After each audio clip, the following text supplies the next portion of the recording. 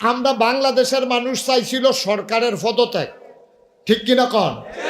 যে এই সরকার বুট ছাড়া ক্ষমতা পাইছে, ফলাফেন্ডে গুলি করে মারছে, এই সরকার পদত্যাগ করলে আমরা খুশি। আল্লাহ কারে না, পদত্যাগ, দেশ ত্যাগ, পদত্যাগ। আল্লাহকে দূরে হইতো না, ফাপ বাতি হয়ে গেছে গা। পদত্যাগ করলে হইতো না দেশ ত্যাগ। আমরা একটা মানুষও কিন্তু দেশ ত্যাগ চাই নাই, ঠিক কিনা কর? আপনারা কেউ দেশ ত্যাগ চাইছিলেন? যে দেশের ত্যাগ ভাগ্য চাই কেউ, এই কথা কি আমরা কেউ চাইছিলাম? চাই নাই। আমরা চাইছিলাম পদত্যাগ। আল্লাহ কয় না, ওইসা না, তোমরা বুঝে আমি আল্লাহ চালাই না, দুই নেই, তোমরা জিগাইয়া ফাটা যেত না দেশ ত্যাগ। কারণ যেই কাম করছে দেশের বিরুদ্ধে, জনগণের বিরুদ্ধে, আমার ছেলেদের বুক ঝাঁঝরা করে তাজা প্রাণগুলো যেন ছড়িয়ে দিতে পারে, এই দেশে তাদের থাকার অধিকার নয়, ঠিক কি?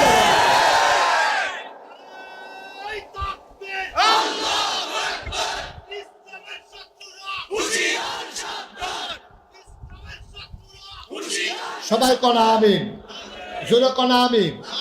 তো দেখছেন, আমরা চাই একটা, আল্লাহ দেয় আর একটা। আল্লাহ নবীজি কইছে, আল্লাহ আমার যে ফত কইছে এটা কুদুরে বিচার হইলে সারবো। আল্লাহ কাও না, জঘন্য কারবার করে লাইছে তো, আর দিয়া লাইছ কেন আগুন্ডা জায়গা, এই আর ফিরতো না। সুতরাং রায় আইছে, কয়টা জিনিস না নাই, কথা কেন তো কয়টা।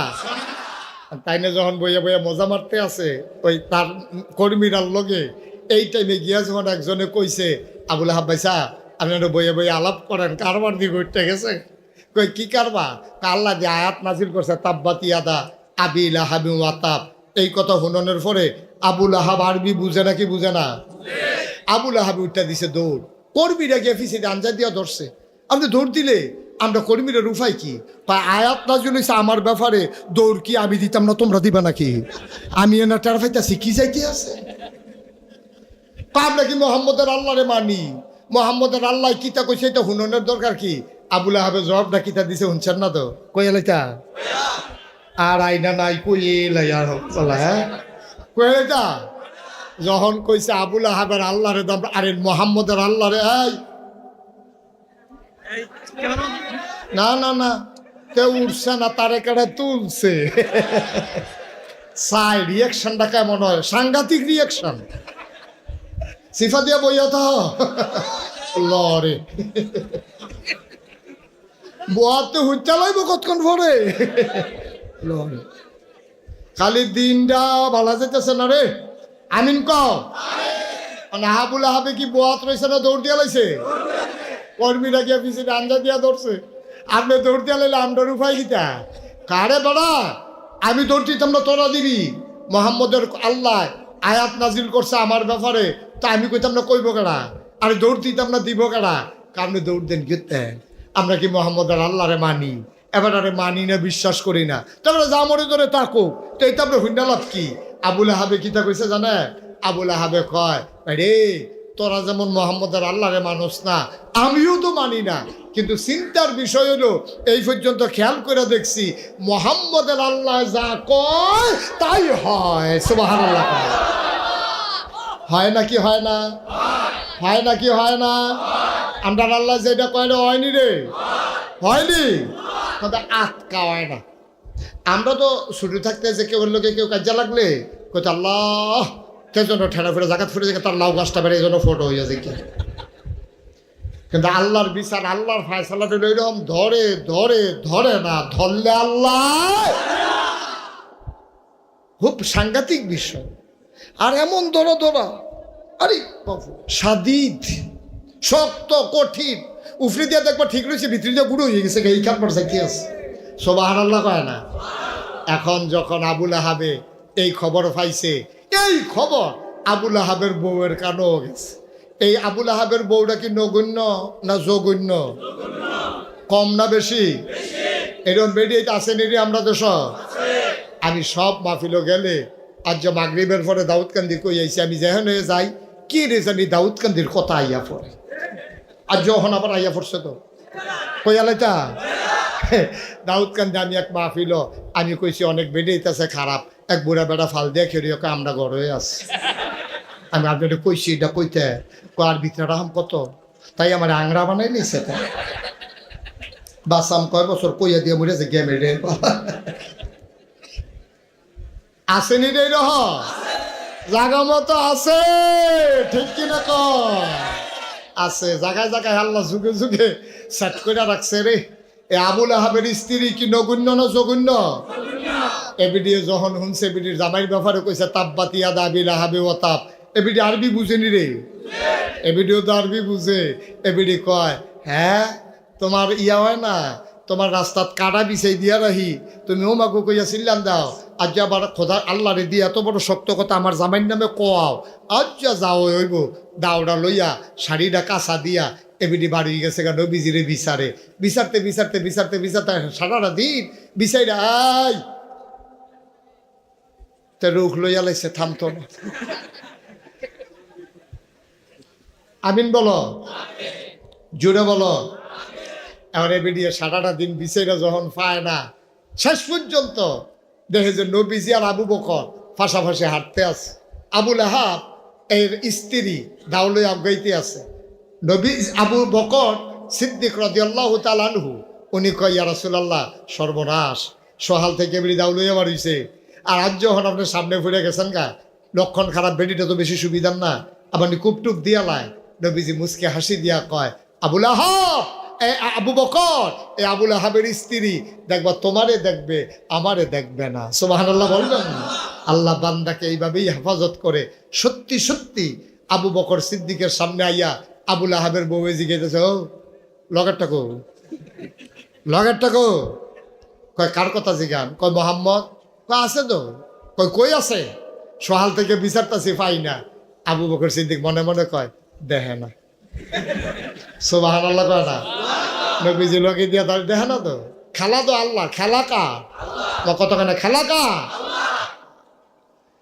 আবুল আহাবের স্ত্রী সারাটা দিন আল্লাহ নবীকে তালাশ করলো, পাইল না। ও মুসলমান, ইসলামটা এমনই হয়, কখনোই মুসলমানদেরকে আল্লাহ যাদের জিম্মাদারি নেয় কোনো দিন কোনো মানুষ তাকে অবদস্থ অপমান করতে পারে না, ঠিক কিনা? লম্বা ঘটনা, ওইটা বলা আমার উদ্দেশ্য না। নবীজিরে এই কাফেরারা কতভাবে যে নির্যাতন করছে, কতভাবে যে নির্যাতন করছে, একটা কথা বলেই আমরা শেষের দিকে চলে যাব। টাইম হইল 1.5 ঘন্টা। কয় ঘন্টা? এটা মাথার রেখে ওয়াজ করণ লাগবো। ফরে মেগাইলে আল্লাহরে কিচ্ছু কখন দিত না, ঠিক নিও? টাইমের ভিতরে শেষ করা। আমি আর এই শেষের দিকে যাই। এই নবীজি এইরকম অত্যাচারের পরেও 13টা বছর আমরারে কি অত্যাচার করছে, অত্যাচারের দূর করছে। অনেকক্ষণ মাহফিলে দাওয়াত দিলে কইছে এই হুজুর আনলে মাহফিল করণ যাইতো না, না হইলে ওই মাহফিল করে নামতাম লইছি, এক রাস্তা দিয়ে পুলিশ কেড়ে রইছে, ঘুরে আরেক রাস্তা দিয়ে যাওয়ান লাগছে, দূরে তো কেন এরকম না হইলে ডায়াবেটিসের রুগী যখন ঘুরে আটলাম, খারাপ কি? হ্যাঁ এমনি এমনি না হইলে চলন লাগছে আর কি। কিন্তু দেখেন কি নির্যাতনটা নবীর উপরে। নবীজি বইয়া রইছে কাবা করে হেলান দিয়া, কাবা করে হেলান দিয়া নবীজি বইয়া রইছে। এমন সময় নবীর চরম দুশ্মন আবু জেহেল আইয়া সেরা দেখে যে নবী বইয়া রইছে, হেতে সাইড ফাইল চাইয়া আবু জেহেলে দেখছে যে কেউ নাই, চতুর্দিকে চাইয়া আবার নবীজির কাছে গেছে, গিয়া সেরা উমা ঠুস করিয়া এই ফিটা দিয়ে মাথাটা বাড়াই লাইছে, নবীজির কপাল দিয়া ফিটকি দিয়া রক্ত ছুটছে। হেতে এই নবীজিরে চাদর দিয়া এমন একটা ফেস দিছে, ফেস দিয়া নবীজির একটা শ্বাস বন্ধ হইয়া মারা যাওয়ার মতো, চোখ বড় হয়ে গেছে, গাল লাল হয়ে গেছে, নবী ছটফট শুরু করছে। শেষ পর্যন্ত অনেক কষ্টে নবীজি ছুটছে। সুবহানাল্লাহ কইতেন না? নবীজি ছোটার পরে দূরের থেকে একটা বুড়া বেরিয়ে দেখে লাইছে মোহাম্মদের উপরে এই নির্যাতনটা। বেডিটা আবার নবীজির খুব ভালোবাসতো, পছন্দ করত, আদর করত। দেখা সেটা বেডিটা রাস্তাত খেলে রইছে। আল্লাহর কি কুদরত, এমন টাইমে শিকার শেষ করে বনে জঙ্গলে শিকার কইরা এই বাড়ি আমির হামজা গাইতে আছে, ঘোড়ায় সইরা টকবক টকবক টকবক করে আইতে আছে। বেডিটা গিয়া সামনে দিয়া খেলুইছে, খেলুইয়া কইতেছে বেড়া তোমরা কি বেড়ায়, তোমরা কি শৈল রক্ত আছে? বেডিটা কইতে আছে, কই কি হইছে?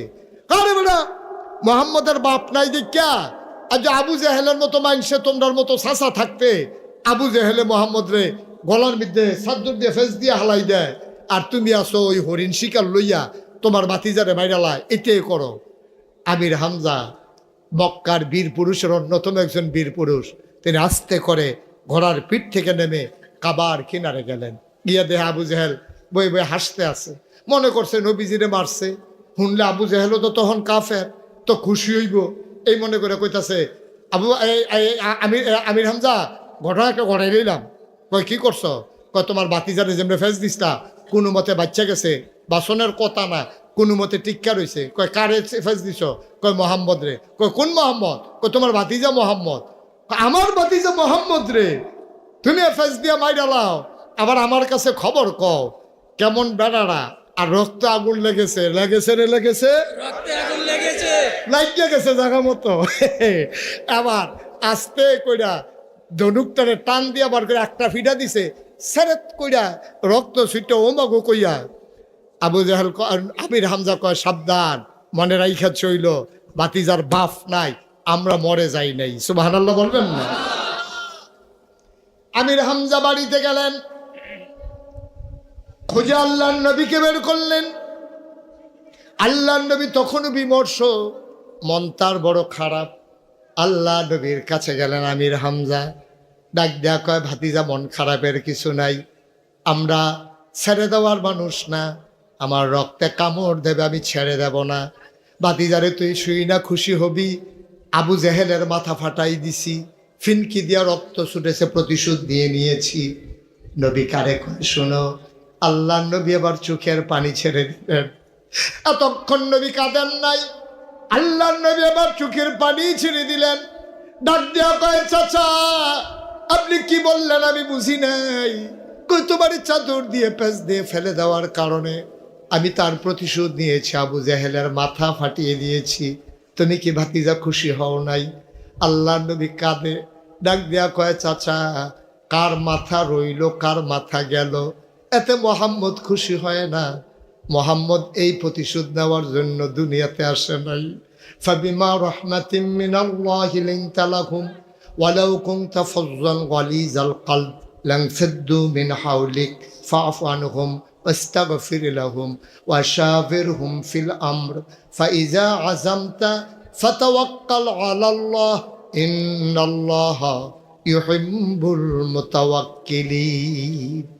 আমি নবী প্রতিশোধ নেওয়ার জন্য আল্লাহ আমাকে পাঠায় নাই, দয়া করে আমার মনটাকে আল্লাহ নরম বানিয়ে দিয়েছেন। ও চাচা আপনি আবু জেহেলের মাথা ফাটাইলে আমি খুশি হয়ে যাব, এটা আপনি কেমন করে ভাবলেন, কেমন করে চিন্তা করলেন? কয় তাইলে তুমি কিসে খুশি হবা? আল্লাহ নবী চোখের পানি ছেড়ে দিয়ে কয় চাচা আমি খুশি হব সেই দিন যেই দিন দেখবো আপনি কলমা খচিত পতাকার তলে এক হয়ে গেছেন, যেই দিন আপনি কলমা পড়ে নিয়েছেন সেই দিন আমি খুশি হব।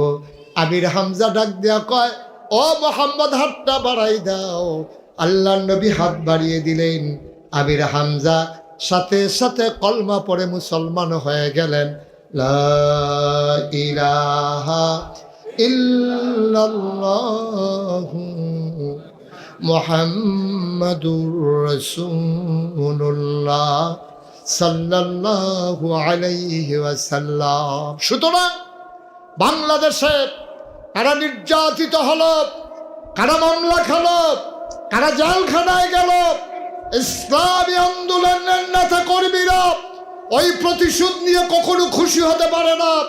খুশি হবে তখনই যখন দেখবে 56,000 বর্গ মাইলের বাংলাদেশে টেকনাফ থেকে তেঁতুলিয়া, রূপসা থেকে পাথুরিয়া আকাশে যখন কলেমা খচিত পতাকা পথ পথ করে উঠবে, আর মানুষ পাবে স্বাভাবিক মৃত্যুর গ্যারান্টি, আর ইসলাম কায়েম হয়ে যাবে। তৃণমূল পর্যায় থেকে শুরু করে রাষ্ট্রের সর্বোচ্চ পর্যন্ত ইসলাম যেদিন কায়েম হবে সেই দিন মধ্যে মুজাহিদেরা খুশি হবে, থেমে যাবে। এর আগে না, ঠিক কিনা বলো?